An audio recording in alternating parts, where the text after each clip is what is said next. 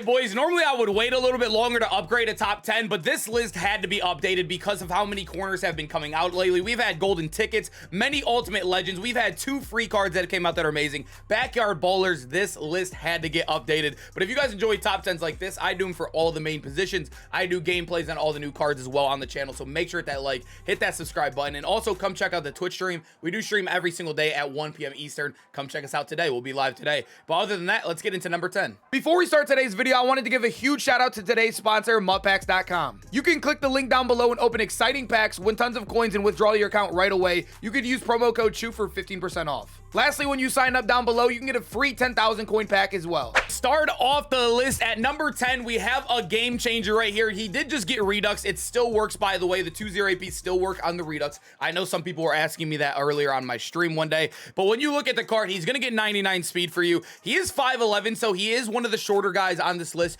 but he still will perform. As you guys know, he does have acro and pick artist built into him, which is amazing. You do need a token, which I think most people should still have tokens. He's one of the better ones you can use it on. There is another game changer card that also was a corner, but his second ability was pick artist and tip drill, so you don't really need tip drill and pick artist. So his acro will make him play a little bit bigger. I know acro's a really weird ability. I don't think it's as versatile as like a zone KO there, like a deep out zone KO would have been awesome. A deep route KO would have been awesome.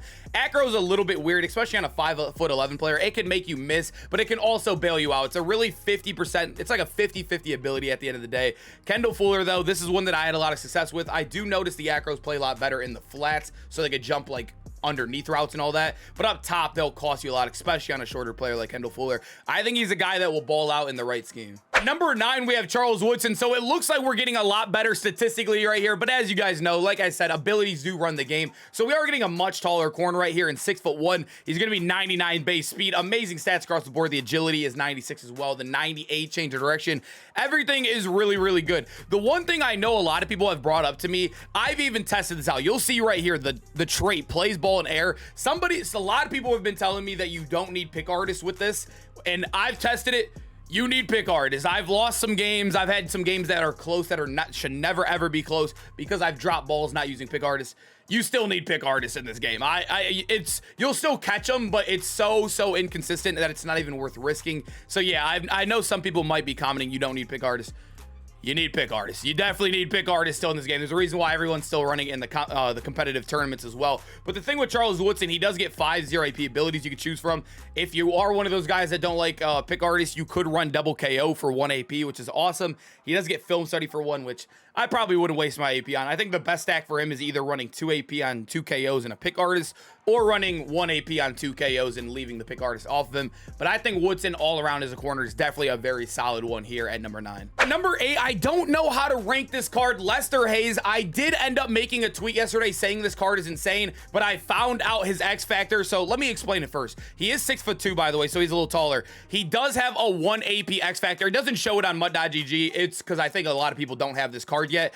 He does get 1 AP universal coverage, but it's one of those ones like the AK where it goes on and it turns off. So I don't even know if it's worth wasting your AP on, because you got to know, if somebody realizes you're not going to have any KOs on when it's not lit up, people are just going to throw streaks at you all day and you'll never be able to knock it out with like a deep out zone if you're just rocking universal coverage and it's turning off. Like I said, it doesn't show here, but he does get 1 AP universal, kind of like how Denzel Ward's card did. And then he'll get like his 0 AP bucket, which is pretty solid. You could use any of these right here, which is nice. But like I said, I don't know how worth that is, but I still think he's a good corner nonetheless, because he is basically Woodson, but he is 6'2" as well. So you're getting a +1 in height. You're getting an amazing card all around. But yeah, another thing too is you can buy him. Yeah, he's very rare, but he is also very hard to grind for. 2 million coins is all he sold for. I've been grinding for it on stream, and this card, don't know if he's worth the grind, but I had to include him up here because he's free, and he's going to be free for, I think it was like 25 days you can grind for him, so I had to put him on the list. At number 7, we still do have Tariq Woolen. Tariq Woolen was sitting there in that top 3 to top 4 corner range for a while. He is starting to fall down a little bit right now. I do think height is still a nice little factor to have, especially if you're running any toward like drop zone. I do run match, and he performed amazing in match too. I know some people did struggle with him in certain spots because he's a little bit bigger and can be a little clunkier, but Tariq Woolen was one of the best cards I've used in a while. He obviously has 99 speed. He has really good stats across the board, especially for a guy that's 6'4", getting good agility, solid change direction, direction. He plays very, very good out there. He also does have 86 hit power too, which is really, really nice. A nice little sleeper stat right there. But the one thing with him is, yes, you only do get a couple 0 APs. You can't really run the non-pick artists with him. You have to use pick artists because these other abilities are literally worthless. But the one thing is, you can put any zone KO on him you want after that, or any man KO, which really does help Tariq Woolen's case. Being 6'4" is really the only thing kind of carrying this guy above, you know what I mean? Another 98 card that is a lot better than a lot of the 99s. I know a lot of people like to get tangled up in that gold 99. I used to do it as well, but there's still these 98s that ball out, like him and Kendall Fuller. Number 6, we have kind of a more polished version, I guess I would say, than our guy Tariq Woolen. He does have that trait. Like I said, a lot of people, I do think it's a little bit overrated, that aggressive trait right there, but he does have that trait, which is nice for those people that do need it. He is 98 speed as well. He has amazing stats across the board, so he has a little bit better stats when it comes to the bigger corner than Tariq Woolen. You're gonna get better change direction, better agility right there, while only losing an inch, but he also is better statistically. He has a really, really good hit power, the same exact as Woolen, but the thing I like about him is he's a little bit more versatile than our guy Woolen. You can choose between 5 0 AP abilities. You can get acro, any basically main KO you need, the deep, out, or flat. You can run the outside shade, the pick artist, of course, which you need. I like Richard Sherman. He's been one of the better cards I've used all year. He's actually still rocking on my God Squad right now at safety, so he's definitely a guy I've been kind of tangled up in. I like this card a lot. At number 5, I do have Darrelle Revis, and let me just say this right now. If you run man coverage, you got to remember, it's so hard to rank the corners because everybody runs something different. I have to try to find the perfect balance, and I'm going to be honest, there's no such thing as a perfect balance in ranking top 10 corners this year. But Darrelle Revis, if you run man coverage, he has to be on your field. He has to be on your field. He's probably a top 3 corner for you. He has 99 speed on your team, obviously. He's going to have 99 agility, 99 change of direction. Amazing card across the board, right? He also has that trait everyone's looking for, that aggressive right there. 86 hit power on him, too. Kind of looks like all these cards are kind of like copy and paste when you look at it. But the abilities are what we are here for.